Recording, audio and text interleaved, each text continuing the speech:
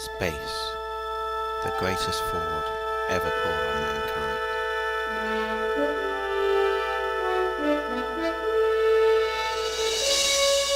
These are the actors of the Space Shuttle Discovery. Their 6-day mission to trick you into thinking everything NASA tells you is reality. To boldly deceive like no organisation has ever deceived before.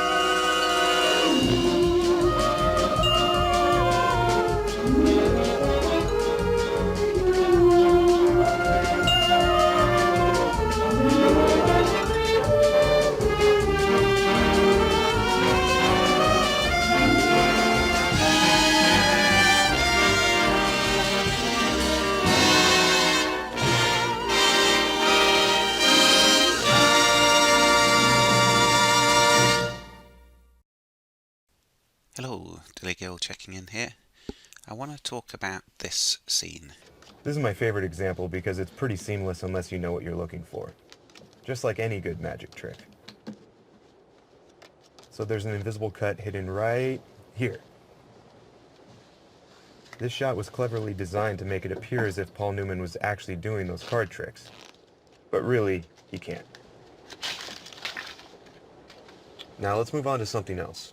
Now this is the long interview with the president. They've just done the interview and they're moving from the studio into the zero-G plane. This is where I think the cut occurs, and this blue lining is technology. This came on a little clip that is just over 2 minutes long that I think is them doing the switch from the studio into the zero-G plane, and this is how they were able to blend the scenes together. You can see what I think this blue lining is the image that they've taken from the studio. They've put it onto the camera so that they can line it up and start in exactly the same positions. Now, the cut is well known. What is unusual is to have moving objects in there. So as we move forward, we see that that is now what I think is in zero-G, and I'll show you moving backwards in a moment. So they go through that, and he does this little trick with the slinky, and that you can do that if it's going downwards, but up it's definitely this way, having watched the whole of the video. So they are now in zero-G.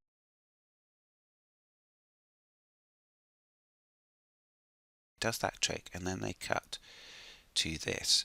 So I think that was another cut. So what they've done is they spent a lot of time lining up the last one so that they can get the transition from the studio into the zero-G plane exactly right, and make it look absolutely seamless before give evidence of zero-G before they get into the obvious cut. So this cut goes from one camera to another, and you can see there's one guy in the back, 2, 3, 4 in that scene, going backwards now, 3 in that scene.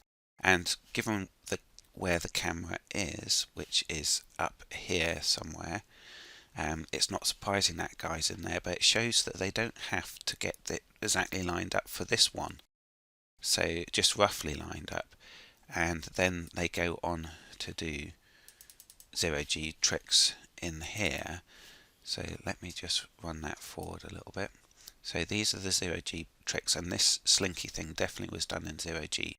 Now, you could say, well, they do everything in a plane, and the space shuttle wasn't a zero-G plane, but I think the longer freefall time, again, this one coming in at just under, since that cuts to the other camera, just under 2 minutes, it takes time to line up the shots, so the second scene will be a bit shorter, if depending on how difficult of a scene it is to mimic. So if there's people in it, then it will take longer to line it up, and we've seen this done on that Inside Out music video.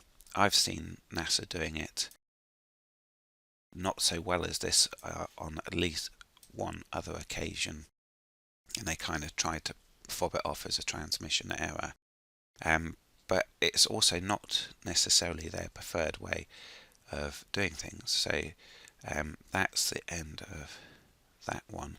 So as this one comes to, that was the little clip that was given as extra, and in here is the so this continues. So he disappears off screen.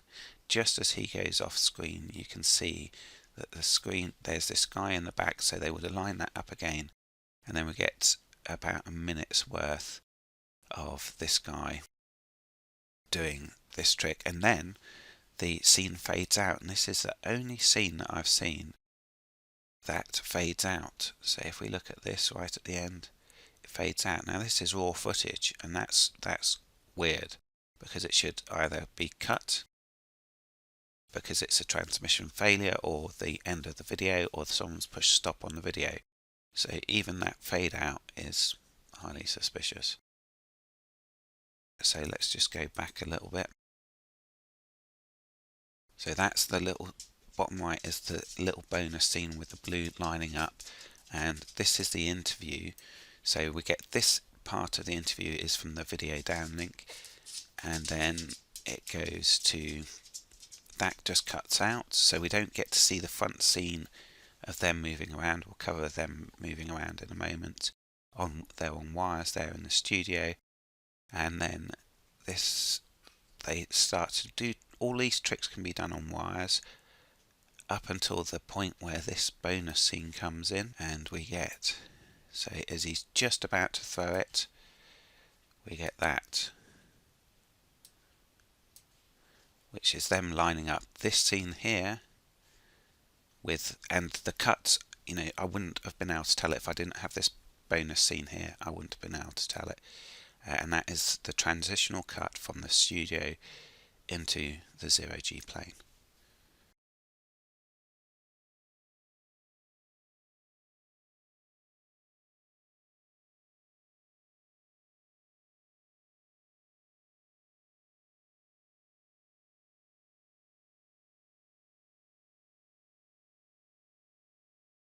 Trying to use it here. So this is as frame by frame as my video editing will go. So that is the one frame of difference. So what I think they've done is they've done the full 2 minutes, and then the second section after the edit is much shorter because they've had to try and get the people in place. Now they've tried to be flashy here and have them in midair when they do the edit rather than in a kind of stationary position, and there are times where they do nail them, but this one they've completely guffed it, and there's only so many times you can go up and down in the shuttle before you have to take your best pick. So let's just, okay, so this is the one frame, as close to it as mine could get. So going one frame backwards from here, one frame, moving forward one frame, then on to the next frame, which is the edit, and then on to the next frame. So you can see the difference in frame movement on a regular point. That's the going backwards and forwards on that one frame, now going backwards again. And just for the eagle-eyed amongst you, this is the transition between the camera cut, and the blue does crop up again, but because we're changing camera, we get the residue of this scene. So we get the EOS residue on the blue, detecting lines and what have you, and then it goes into that. So that's yeah, just in case you was wondering what that looked like, but that's a complete camera switch. Right, I want to have a quick look at them departing after the interview. I need to show you this picture here. Now these are done in much better clarity because they're either done on a zero-G shuttle or they're just done standing up. I mean, that's what it looks like to me, and a lot of them it looks like, you know, they're leaning against something standing up. And if we have a look at his area here, we've got the silver thing here, but when we come to the section in a moment, he's got this pokey out thing which we saw me cover very, very briefly in section 1, and I do want to enjoy this hunting for the harnesses in Crapovision, because when it gets to the post-production CGI era of Mission 33, it becomes slim pickings indeed. They do still use Crapovision, but it's nothing like this anymore. So she throws her arms up at the end of the interview. Off they go, and it's this guy here who we just looked at his area of interest. So we get to see here his rigging area here, and again it's with this, we saw that very briefly, I didn't cover it much on section 1, and that so isn't there in that photo. Let's just go back a sec and have a look at that. So just roll forward.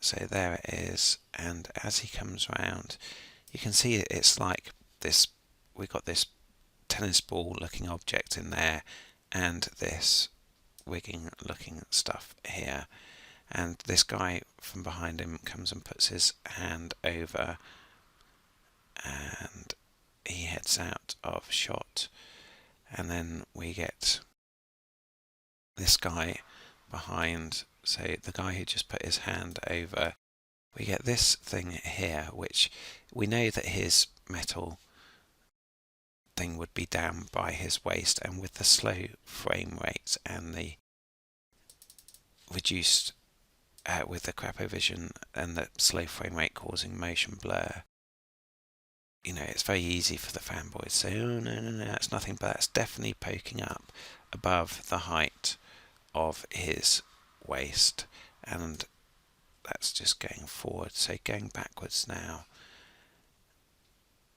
you can see that, but the first one was definitely the best. That was my favourite. Then he goes off screen and then he comes back in later, but there's not really much to see there. But we'll just have a look at this guy behind him. We get one disappears off, nothing really much to see, and then another one comes up here, and there seems to be something around about there, but again that is actually in the area where you would expect to see that little silver tag thing that they are wearing, and there's really not much to be seen. It's, you know, as he turns around there, we're getting into shading area, possibly a little something there, and yeah, so not really much to be seen. And then just her, so now just her at the, as she's just thrown her arms out, and I think they were going to keep the front view camera from the video downlink, but they rejected it. You can see his thing there. I think they rejected it because there must have been too much going on that we could see. I think she was supposed to be floating out of view, and it would have been quite spectacular from the front view, but it's just as she comes up here. So we get this little area here, and you know, it looks like some sort of rigging, and it's at the back of her leg. That's actually just his watch there, and she floats off, and that's going out of sight. So I'll just go backwards so you can see that. I mean, it's very unusual, and I think perhaps they were going to give her legs some extra support for the floating off bit at the end, but they've scrapped the front view. So I don't want to take too long on that, but I do want to enjoy these moments.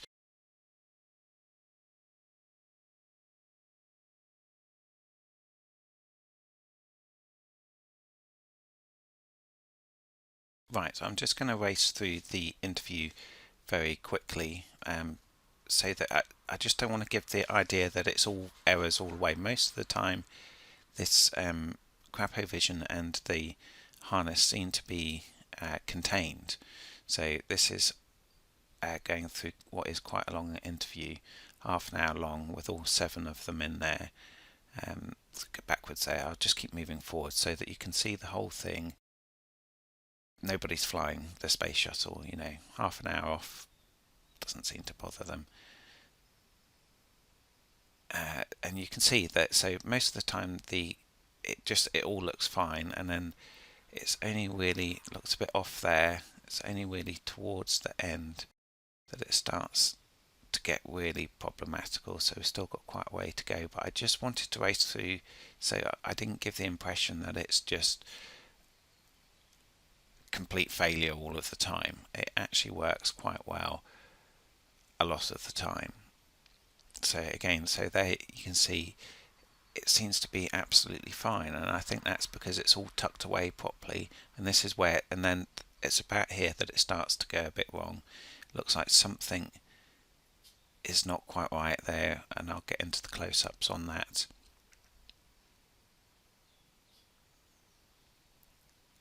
So something definitely goes wrong, and towards the end, coming up close there, that's where she tries to sort it out. We'll get into that. That's where it pops around, and we'll get a good close-up on that.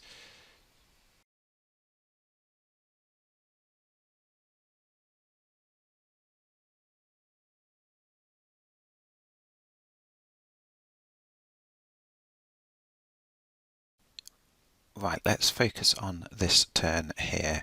It doesn't seem to work.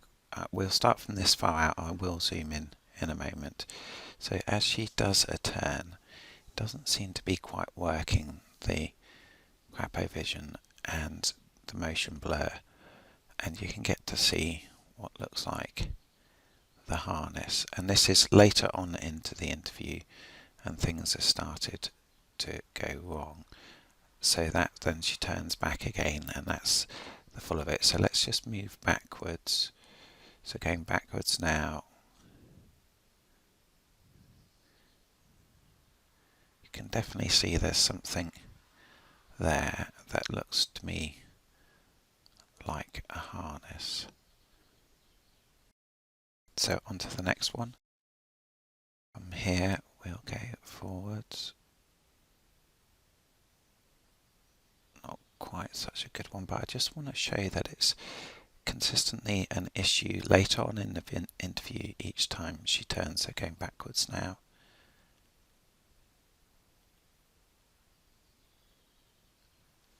So here's the next one. Sorry, the numbering's off. That was a one I skipped.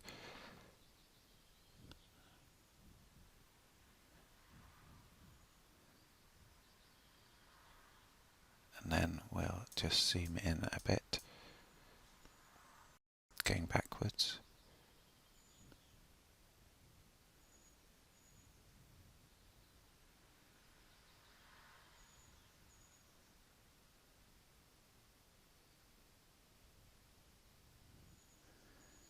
Okay, so moving forwards again on, I'll just zoom in a tiny bit more. Doesn't always bring greater clarity.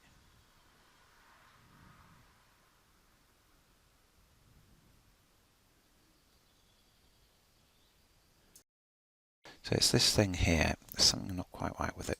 I just want to show you how it's out for a lot of the interview. A lot towards the end of the interview. It seems to be hidden in the first part, so. And then she tries to do something about it. Right, so here she tries to tidy up the section there, and she tucks her thumb into the pocket and moves it around. So she moves her hand down, thumb goes into the pocket. She seems to grab it from behind and try to maneuver it backwards. There, still got her thumb on it, moves her hand around, and still a little bit, hasn't tightened her hand up yet. There, she tightens her hand up, and that's the maneuver done. So that's, for me, is her trying to adjust the harness. I want to watch this in real time as she releases the pressure, but I'm going to let it run on as well because I want a record of this where the guy then goes on to say that he can see the stars at night, so another one to add to the record, and he can also see the cities at night. So the problems that they have recording all of that it's not, no fanboy can ever say, well, the city lights weren't bright enough back in the 80s, and we get to see the harness as it comes around into full view. True for all of us.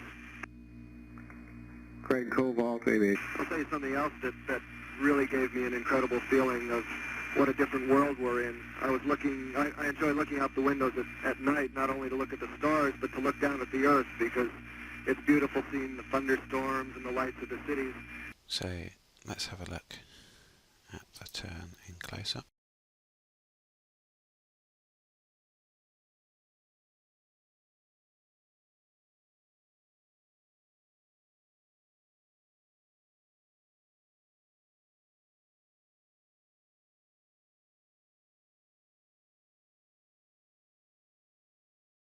Going backwards out.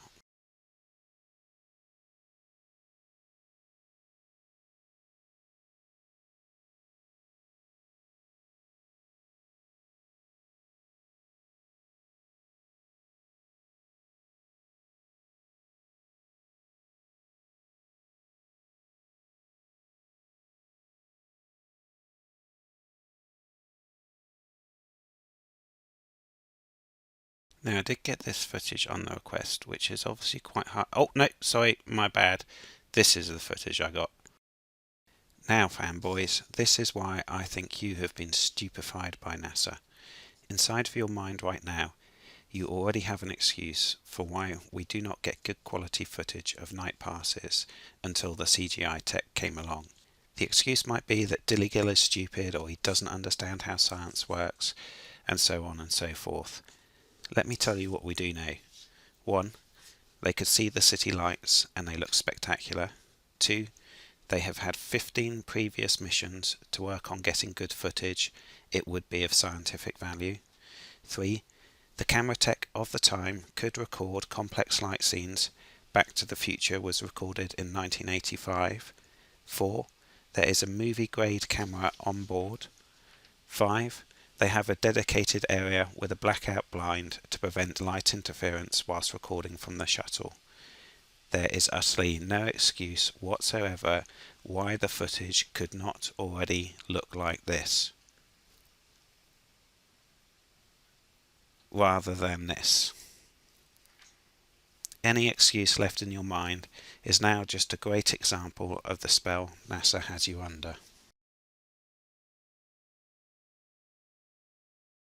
Right, let's talk about this scene.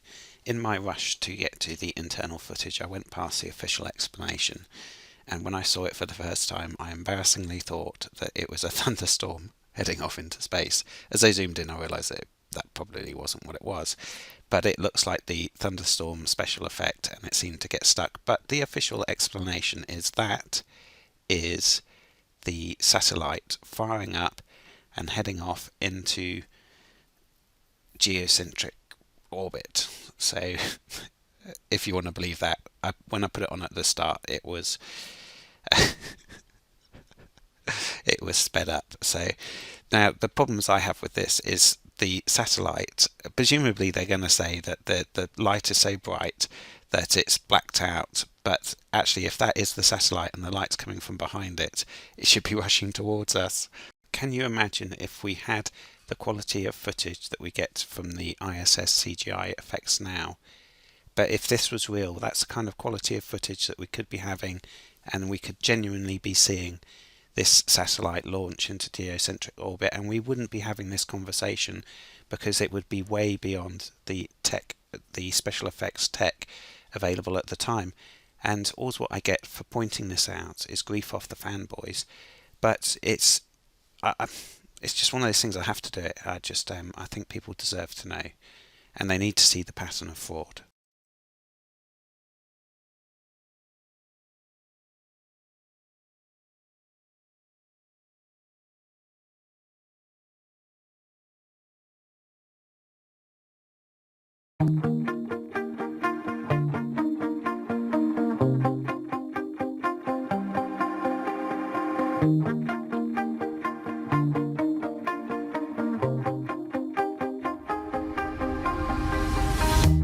You shot